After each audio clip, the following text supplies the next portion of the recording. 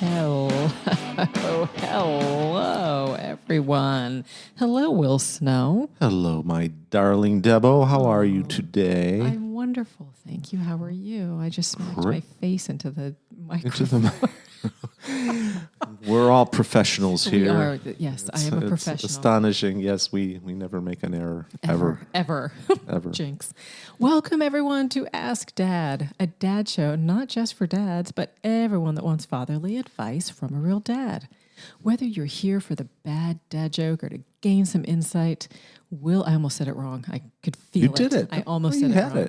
I keep saying insight. But you haven't done that in weeks. I know, but I felt it. It was almost there. It was right there on my tongue.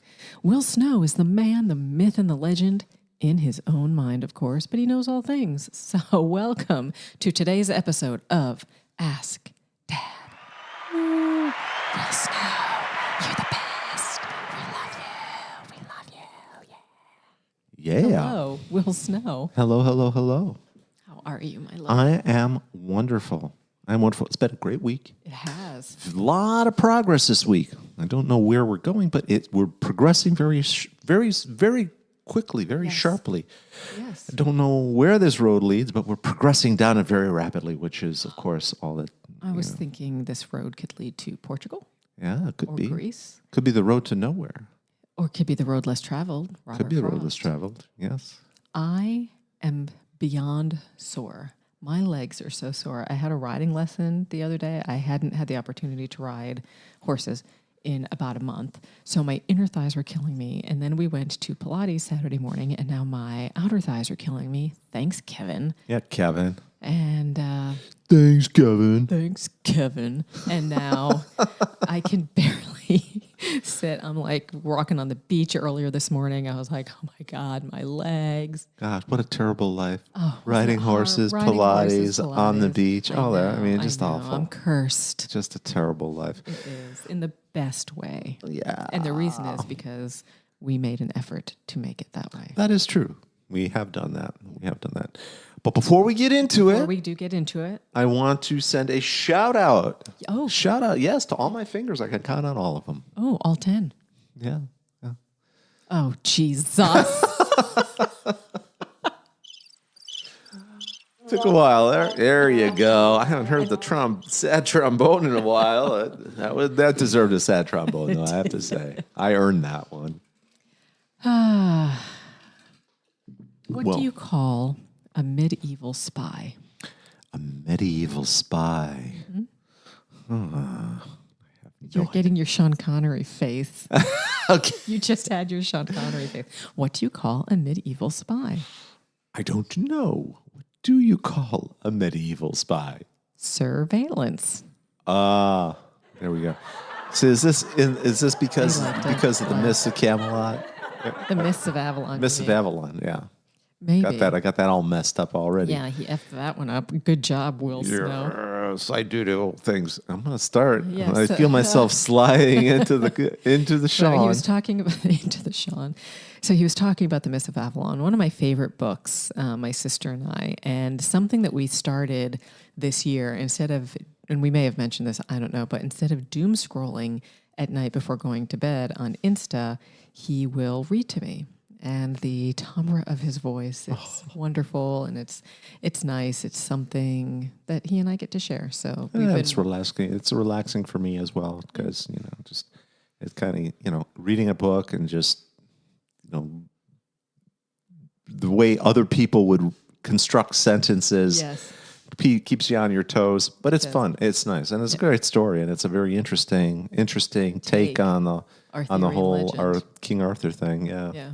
But which has been done to death. Oh my God! If I see another King Arthur movie out there, I think I'm going to vomit. I can't. It just who is out there in Hollywood saying, "Hey, yeah, you know what? We need another King Arthur movie. Yeah, that sounds great. Let's do it." I liked the Monty Python version. Yeah, that was probably. We'll see. Yeah, that wasn't Life of Brian. No, that was the Holy Grail. Yeah, Monty Python and the Holy Grail. Yeah. Yeah, so, and after that, it was all kind of, who could do it better than that, right? Right, seriously. So, yeah. So, at any rate. Swallow or European swallow? I don't know. Run away, run away. Okay, sorry. Go on. Will Snow.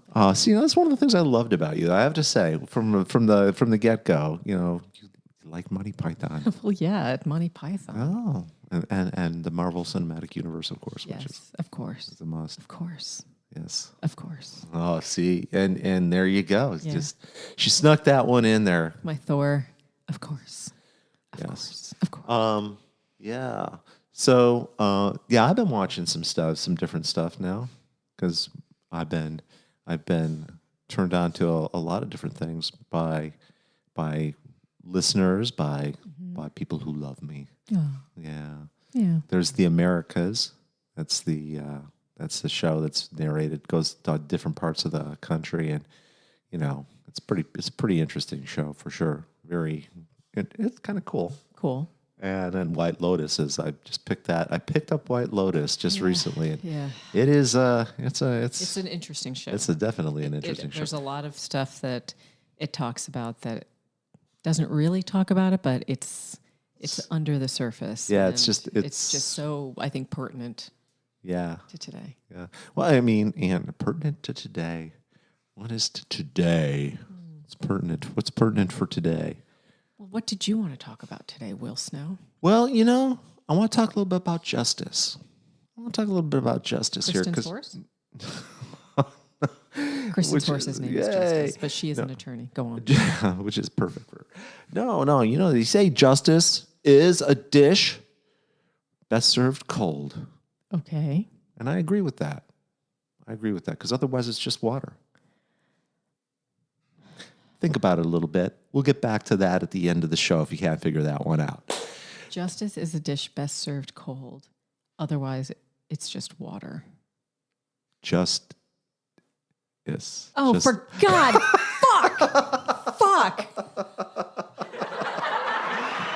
God damn it. Okay. This is officially an explicit episode. No. Okay. What we were going to talk about today, we're going to talk about nature. I feel so good now. I'm all proud. As you should. You got to laugh from the board. I got to laugh from the board. We're going to talk about Dad's advice, Will Snow's advice. Will Snow. That you all come here for and want to hear. That's why you're here. Get out and play. That is my advice today. Get the hell out and play. It is time to put the phones down, put the computers down, after this podcast, of course.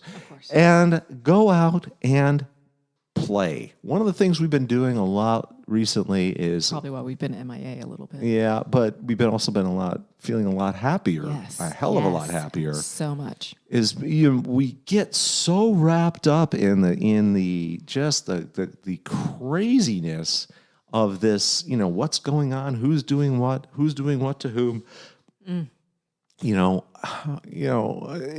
What's happening at work, what are they going to do? It's all so dramatic, right? It's all so dramatic. It is. Get out and play a little bit. I mean, this is something that I advise all of my listeners to do, because this is the way to heal. Yes. You got to get into some nature and heal.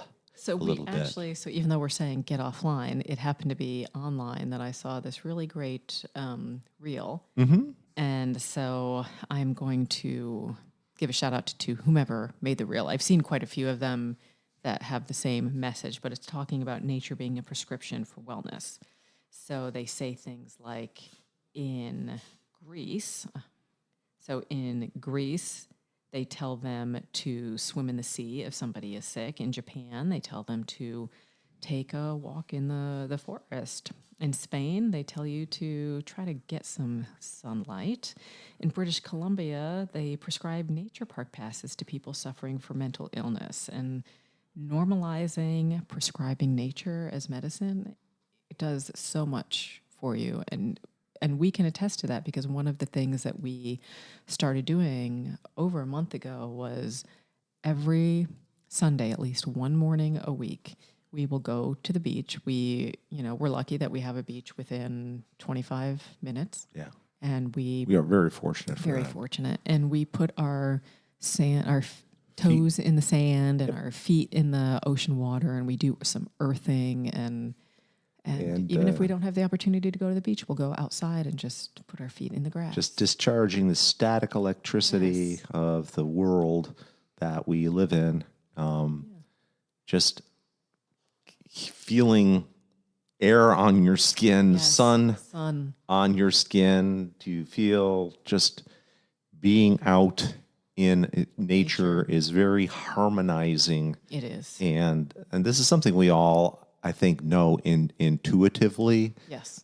But we manage to shut that off real quickly. But it is so essential to well-being. And so this is, but Do you remember when I interrupted you? No, it's okay. Do that. When my friend Dawna came over to visit me, I had been a little stressed just about many things. Oh yeah. That are, they're kind of, if you think about it in the big scheme of things, they are somewhat insignificant. However, she came up to me and she's like, "We're going outside," and literally we just stood up back. She's like, "Take off your shoes, take off your socks, and just make fists with your toes in the grass and feel the sun on your face and close your eyes and listen to nature, the birds and the breeze and, dogs barking, kids playing." And it completely changed the day and my attitude and helped me take some nice deep breaths and reboot, if you will. And I think in the world that we're living in, that we're subject to so many unusual pressures. Yes. And maybe okay. So maybe they weren't unusual historically. Well, at least we're not trying to deal with the Black Death or something along those lines. Seriously. Well, anyway. Yeah, well, we're not going to talk about measles, right? I don't want to talk about that stuff. Well, I mean, we could. I mean, I ended up having to get an MMR shot myself just because, I didn't know whether or not what I had was actually viable at this point in time. Because when I got it when I was younger, they used a different kind of virus. At any rate, the point is that we're subjected to all kinds of. It's going fast. I mean, the world is it's fast and it's nonstop and it's 360. It's getting like 365, 7 by 365, 24/7, 365. Right? Yeah. That's the. And this is looked at and applauded as, hey, you're not working hard enough, you're not working fast enough, you're not working efficiently enough, et cetera, et cetera, et cetera. Yeah, and just so much pressure and input from everywhere. And we've talked about trying to erase the noises of the mind and it's just and so going on, and like you were talking about riding horses, right? So. Yeah. Horses are great. Well, yeah, but they're very energetically, they're energetic, peaceful. They're reading your energy and reacting to you. And actually, this is a great therapy for, people who are, on the spectrum. Yes, equine therapy is actually a wonderful, proven therapy. But, honestly, it wherever you are, wherever you live, there is somewhere where you can go to get into nature, even if it's in your own backyard. Yep. Just get your balcony if you live in feet in some condo. grass and just honestly try to incorporate this into your week, maybe even into your day. Yep. And it will help you to. It'll change the brain chemistry almost. Yeah. It really, truly does. It really, really is. It's amazing, and like I said, intuitively, I think we all know this. We tend to not listen to our intuition. Correct. That is something that we've talked about at length. You've got to listen to that. That intuition is coming from many, many, many lifetimes of journeys, and the soul has journeyed often. Yeah. And these accumulated experiences reside in our intuition, and we would be wise to listen to them. Yes. In this journey. Yes. And to make the most of it. And that is the Big Dad advice for today. And I know it may not seem like much, but if you incorporate it in your everyday, and your every week, you're gonna be feeling a hell of a lot better. 5 minutes of fresh air. Just put it down, walk away from it for a little bit, because we have a tendency to get involved in problems, and we want to solve those problems. We want to make everything work out. Yeah, just all got to work out, right? We're just putting all this pressure on ourselves every day to make everything work out. Sometimes we just have to let things go and let let the universe come to us a little bit. Don't be, you don't have to be on top of everything every moment of every day. Let it come to you a little bit. Yeah, just absolutely. Patience. Just breathe. Yeah. Get out in nature. Let go take a swim in the ocean. Yeah. Or if you're not by an ocean. Right. If you live in a place that's cold, then go out and feel the snow in your hands. Oh yeah. If there's snowflakes coming down, open your mouth and taste a snowflake. I used to, just play. I at one point in time lived in an area that was very, very cold, very long winters, and very far away from anything that even resembled an ocean. Yeah. But but it was great. I loved to walk out in when it was snowy like that, and it's something interesting. Quiet. Yeah, because the snow actually attenuates sound. You don't hear it, so it attenuates the vibrations of sound, and so it's actually quiet. Yes, and there's been studies that say, people are like, why does it seem so quiet when it's snowing? Well, it actually is more quiet. And so it's magical. It really is, to get away from things and just enjoy the world that we're all sharing and appreciate it a bit, and just appreciate how that impacts you. Yes. In wherever you live, in whatever urban environment you live, there is always some nature somewhere. You've got to take a bit of time and just enjoy it.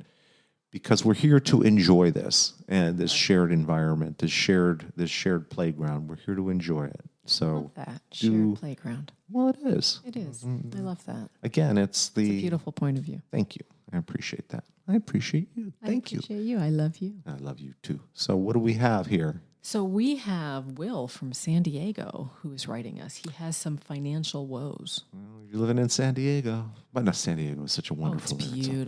It's a beautiful city. So first, David from San Diego, thank you for writing in. We appreciate it. Yes. All right. So David says, Dear Will, I am a 26-year-old man with a decent job, but I can't seem to save any money. Every month, unexpected expenses come up, and I end up living paycheck to paycheck. What strategies can I use to build a savings cushion and manage my finances better and still be able to live a life like we're talking about? Right. Great question. Thank you. Yeah. Thank you so much. Yes. Thank you, David. We appreciate your question, and it's definitely something. Well, first of all, congratulations on being 26 years old and having a decent job. Yes. And living the high life in San Diego, or living a life in San Diego. Yes. Well, it's very nice out there. It really is. A lot of nature out in San Diego, I'll tell you that much. You can go out to the beach any old time you like. It's a wonderful place. I've been to many conferences there. Yeah, it's just gorgeous out there. I mean, I really do enjoy visiting. I don't think I could live there anymore. So the answer to your question is actually relatively simple. Okay. So sometimes we just avoid the simple answer because we don't want it. Okay. You have to make a budget. Okay. Yeah, budgets are boring. They are. They're really dull. It's, how much can I afford? So what am I making? How much I'm paying in taxes? That will tell you what you are netting. So after taxes or any kind of benefits that you get, any health care, 401k, whatever you might be investing in, or IRA, whatever it is that you might be putting away for your long-term savings, if you're putting away anything, then there is that's what you net. That's what you have to work with. And you need to create a budget for yourself that says, okay, this is how much I can afford to spend for rent. This is how much I can afford to spend for entertainment. This is how much I can afford to spend for food. This is this is how much I can afford to spend per month for clothes. Question. Yes. What is the equation? I think I remember when I was younger, my parents had taught me this. Is it your rent should be a quarter of what you net per month? Oh, well, no, they say it's supposed to be a third of your net. Okay. But that's not realistic in today's world, and especially on San Diego. Right. In reality, rent's probably going to be closer to about 50% of what you earn. Yeah. But the unexpected kinds of things that come up, like new tires, right? Like a traffic ticket. And who expects a traffic ticket, right? Who expects to have to call a plumber. Yeah. I mean, that's life. That's actually those unexpected expenses, initially are very difficult to deal with if you don't have any savings, if you don't have any liquid savings. So if you got long-term savings for your retirement accounts, let's say 401k or IRA, if you're doing any of those, which you really should be, but if you're not, that's fine. It's, you'll come to that way of thinking later, hopefully. But if you need to have a savings pad. And so the savings pad that you need to have is that I recommend, that Will Snow recommends, is 3 months of your living expenses. Okay. So how do you get there? Well, you got to start somewhere. Right. You got to start somewhere. So what I recommend is that when you figure out what your net is, all right, when you figure out what your after taxes and benefits and whatever, what is your net income? When you figure that out, what you do is you take 10% of that net income off the table from the get-go, okay? So when you're doing your budget, right, which is boring, I know, and it's tedious. It is very tedious to do this. How much do I spend for gas? How much do I spend for food? How much do I spend on Amazon? Whatever that you're spending your money on, right? So take 10% off of your net and take it off the table immediately. You don't have that. So whatever you have left over, that's your real net. You take that 10% and you put it in a savings account, maybe a high yield savings account. I don't care. Any savings account where you don't touch it, all right, until such time as you build up your 3-month pad.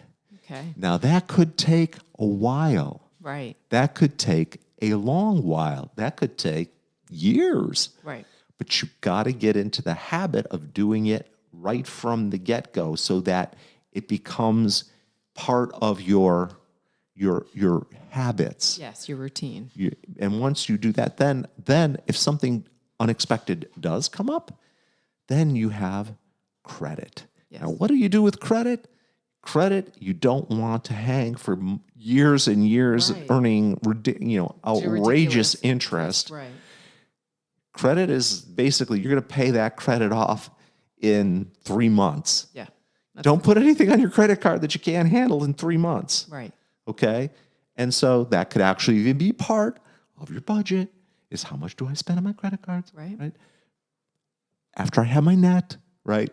But again, point being, you have to have the savings pad built up. It takes some time. It does. It absolutely does. If you come into some unexpected money, like a lottery ticket or, a birthday gift or something positive, a bonus, right, something like that, put it into your savings.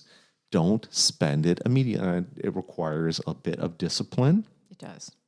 And until then, you can leverage your credit to a certain extent. If something pops up and it's too expensive, you got to pay it. Look at your budget, say, what can I do without this month? And it sucks. It does. It really does. It's because we've all had to do it. It's a pain. It truly is. And there are months where it's like, I don't want to do this, but you have to do it anyway. Because if you're solely responsible for your own financial well-being, and you've got a good job, if it turns out that, hey, look, you're going, I cannot make this work out, then the big expense obviously is living expenses. Exactly. Especially if you're talking about California and 50% of your net is going to your living expenses. How can you reduce that? Get a roommate, possibly, maybe two. Rent out a room if you have the space. You have the space, or if you're go live in a less expensive part. I don't know where that might be, right. San Diego, but I mean, as I'm saying, there's you have to look at, and if push comes to shove, and it's still not enough, then you need to find another source of income. Yeah, I've worked a second job. Yeah, I've worked multiple jobs before. A side hustle, a better job. Yeah, that will pay you more. Yes. And this is how we, but it's something that doesn't generally resolve itself in a week. Correct. This is something that takes time, diligence, effort, patience, persistence to develop, and you have to show up there with this effort every single month. It has to be there. And check your every quarter, check your spending, via your budget. Are you on track? Are you not on track? If you're not on track, what's going on? Yeah.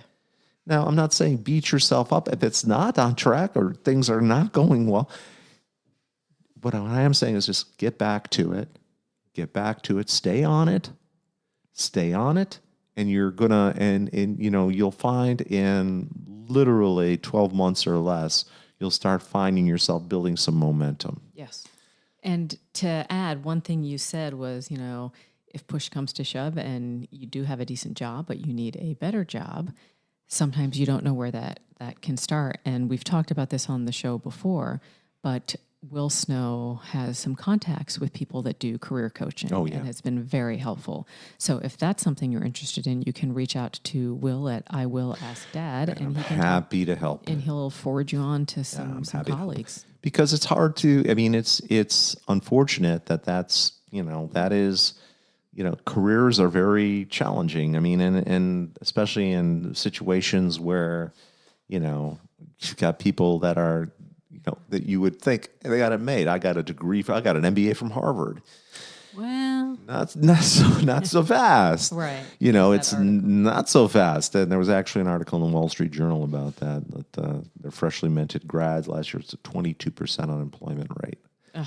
So that's a whole nother thing to talk about. But honestly, the reality of it is that you just have to put in the effort. Yes. If this is your priority, if financial security is your priority, then you have to put in that effort, and you have to. And it's not that it's not that it's hard to do. It's just that people don't want to do it. Right. And it's tedious. People don't want to do it. Yeah. And that's why they don't. So. Yeah. But that's not a great excuse.